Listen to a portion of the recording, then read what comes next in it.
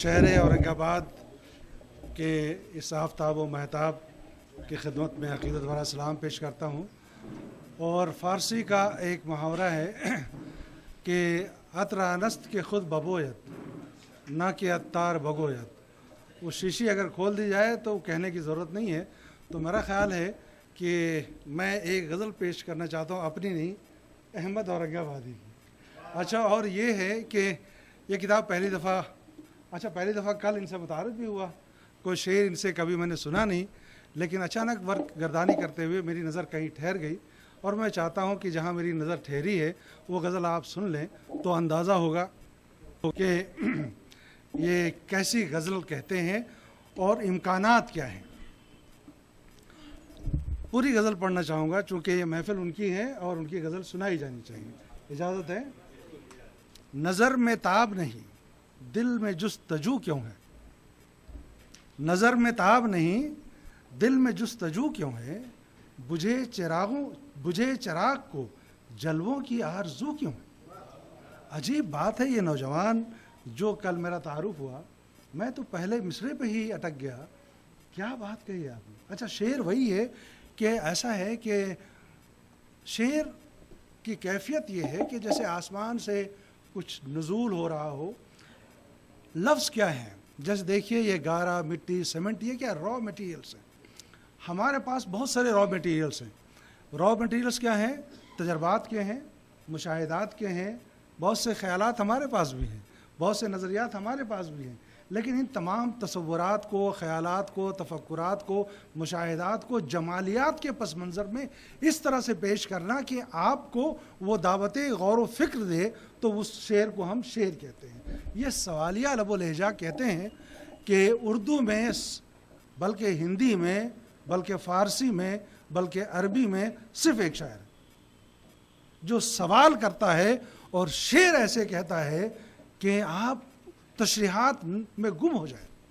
न था कुछ तो खुदा था, कुछ न होता तो खुदा होता, डुबोया मुझको होने ने, न होता मैं तो क्या होता।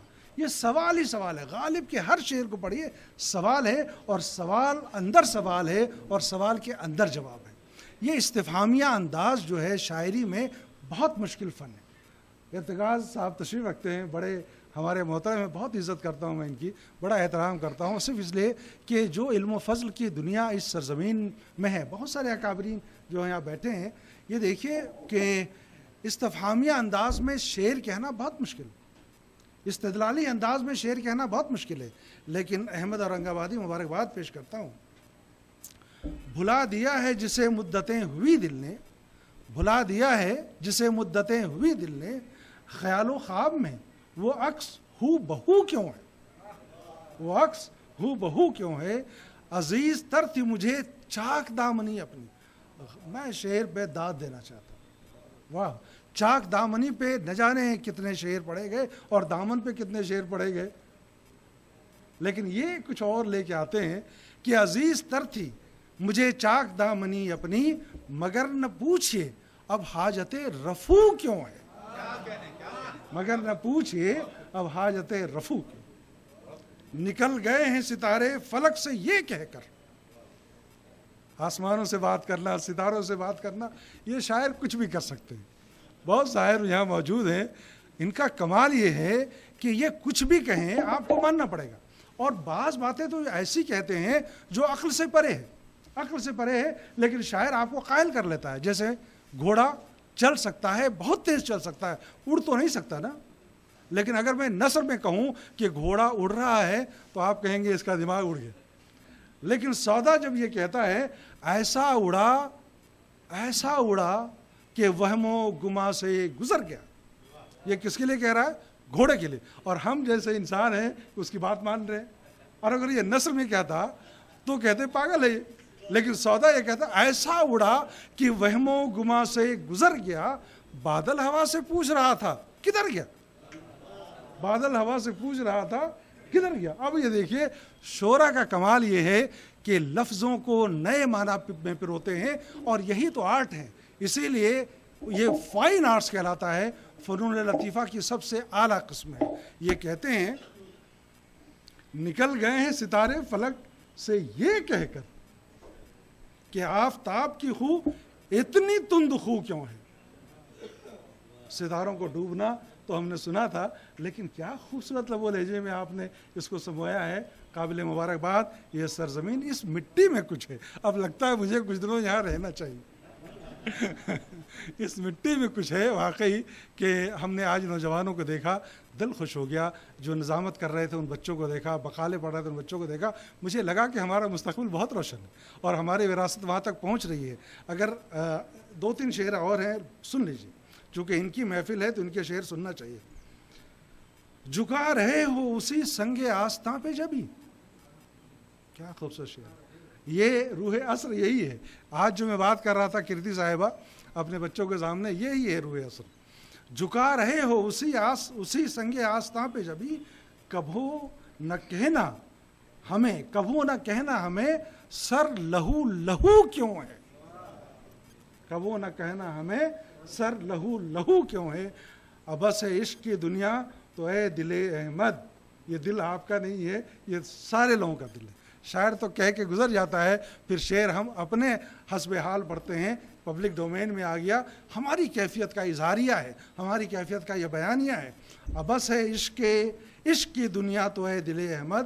بتا تو شہر تمنا، بتا تو شہر تمنا کی بتا تو شہر تمنا کے روبرو کیوں ہے. اچھا، یہ ایک غزل ہے. اچانک میری نگاہ پڑ گئی، میں نے پڑھ کے سنایا تو میں یہ سمجھا کہ کہتے ہیں کہ چاول کا ایک دانہ خواتین دیکھتی ہیں سمجھ جاتی ہیں کہ چاول پکا ہے یا نہیں پکا ہے. ایک غزل میں نے سنا دی ہے، آپ کو اندازہ ہو گیا ہوگا کہ یہ کیسا شاعر ہے. بہت مبارک ہے. اچھا، اب اگر اجازت دیکھیے، مشاعرے تو ہمیشہ سنتے ہیں. میں مشاعروں کے اور تربیت کے حوالے سے 5 منٹ کی اجازت صدر. دیکھیے، ایسا ہے کہ دنیا کی تمام زبانوں کی بات کر رہا ہوں، صرف اردو کو یہ اعزاز حاصل ہے کہ اردو کے کلام کو بڑے اجتماعات میں، بڑی محفلوں میں سنا جاتا ہے. آپ غور کریے، آپ کہیے گا عربی میں تو صرف 2-3 بازار تھے. اوکاس کا میلہ تھا، ذوالمجنہ تھا، جہاں سال میں ایک دفعہ بیٹھ کر کے وہ شعر و شاعری کی بھی ایک محفل ہوتی تھی. لیکن تسلسل کے ساتھ مستحکم روایت آپ کہیں گے فارسی میں تو درباروں میں بیٹھ کر کے قصائد سنائے جاتے تھے، عوامی مجلس نہیں ہوا کرتی تھی. تو یہ صرف اردو کے حصے میں آئی ہے کہ اردو کے کلام کو کبھی مراقبے کے نام سے، کبھی مناظمے کے نام سے، اور مشہور یہ ہے کہ مشاعرے کے نام سے کلام سنا جاتا ہے. تو میں یہ کہتا ہوں کہ یہ مشاعرے ہماری تہذیبی وراثت کے امین ہیں. اچھا، دوسری بات کہ یہ مشاعرے صرف وراثت کے امین نہیں ہیں بلکہ یہ تربیت گاہ بھی ہیں. میں صرف 1-2 مثال دینا چاہتا ہوں تاکہ اس مشاعرے کے حوالے سے جو شعراء ہماری وراثت کو آگے بڑھا رہے ہیں وہ یہ جان بھی لیں کہ وہ ہے کیا. تربیت ایسے ہوتی تھی انہی مشاعروں میں. کل میں نے جو محفل دیکھی مجھے اندازہ ہوا کہ یہاں کے اکابرین قابل داد ہیں. واقعی اللہ ان کو سلامت رکھے کہ ان کی وجہ سے نوجوان آگے بڑھ رہے ہیں. میں چاہتا ہوں ان کے لیے کم از کم داد و تحسین. مشاعرے اس طرح سے ہوا کرتے تھے کہ کبھی کبھی شعراء جو ہے برجستہ ان کی اصلاح کرتے تھے، اور اصلاح اس طرح سے کرتے تھے کہ کبھی مصرع طرح دی جاتی تھی، اور کبھی کبھی کوئی ایسا شخص آ کر کے ایسا کلام پڑھ جاتا تھا کہ پھر وہیں پہ مشاعرہ ختم ہو جاتا تھا. 2 مثالیں دیکھیے جو بہت اہم ہیں کہ عظیم آباد والے اور دلی والے اور لکھنؤ والے. اورنگ آباد کا ذکر ہم کریں گے، ابھی ریسرچ ہو رہی ہے اس پر. تو دلی والوں کو یہ مصرع طرح دیا گیا اس لیے قبر میں رکھا گیا زنجیر کے ساتھ. یعنی قبر میں جب مردے کو لٹایا جاتا ہے تو شاید یہ مصرع طرح دیا گیا اس لیے قبر میں رکھا گیا زنجیر کے ساتھ. اب آپ سوچئے ہم اور آپ اس کا جواب دے سکتے نہیں. یہ شاعروں کو ڈھونڈنا پڑے گا، اور شاعروں کے لیے کہا گیا کہ آپ مصرع طرح لگاؤ، گرہ لگاؤ. اور لکھنؤ والوں کے لیے کہا گیا کہ ناتوا ہوں کفن بھی ہو ہلکا. لامحال، یعنی قول محال کہہ لیجئے، مشکل ہی نہیں ہے کیسے گرہ لگائی جائے.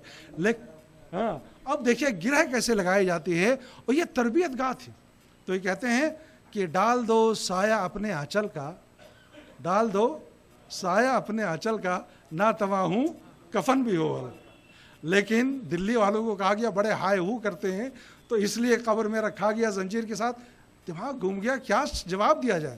تو یہ ہوا کہ حشر میں حشر نہ برپا کریں یہ دیوانے, حشر میں حشر نہ برپا کریں یہ دیوانے, اس لیے قبر میں رکھا گیا زنجیر کے ساتھ. اچھا اب نازک خیالی دیکھیے کہ عظیم آباد والوں کو مصرع طرح دیا گیا, قد ناپتی ہے زلف رسا سر سے پاؤں تک, کیسے گرہ لگائی گئی, کیسی لگی یہ کیسی قد ناپتی ہے زلف رسا سر سے پاؤں تک, پیچھے لگی یہ کیسی بلا سر سے پاؤں تک, ہے نا. لیکن اس کی خاص بات یہ تھی کہ جو نوابین کے نواب تصدق حسین خان کے وہاں یہ مشاعرہ ہو رہا تھا, اور ان کا جو ملازم تھا ہر روز مشاعرہ سنتا تھا, اس کے اندر بھی شعری ذوق پیدا ہو گیا. اس نے کہا حضور اجازت ہو تو میں بھی ایک شعر. تو انہوں نے اس کا گرہ لگائی, اور یہ نازک خیالی دیکھیے, اور دیکھیے تربیت کیسے ہوتی ہے. کام آئی کچھ نہ پردہ نشینی حضور کی, کام آئی کچھ نہ پردہ نشینی حضور کی, دیکھائی جا کے بعد صبا سر سے پاؤں تک. کام آئی کچھ نہ پردہ نشینی حضور کی, دیکھائی جا کے بعد صبا سر سے پاؤں. ایسی ہزاروں مثالیں موجود ہیں کہ یہ مشاعرے نہ صرف یہ کہ ہماری قومی وراثت اور تہذیبی وراثت کے امین ہیں, بلکہ تربیت گاہ بھی ہیں. اللہ اس سرزمین کو سلامت رکھے اور اس وراثت کو نئی نسل تک منتقل ہونے میں اللہ تبارک و تعالی ہمیں توفیق عطا فرمائے اور معاونت بھی فرمائے. اہل اورنگ آباد کو میرا سلام. یہ محفل سلامت رہے, آپ سلامت رہیں. خدا حافظ.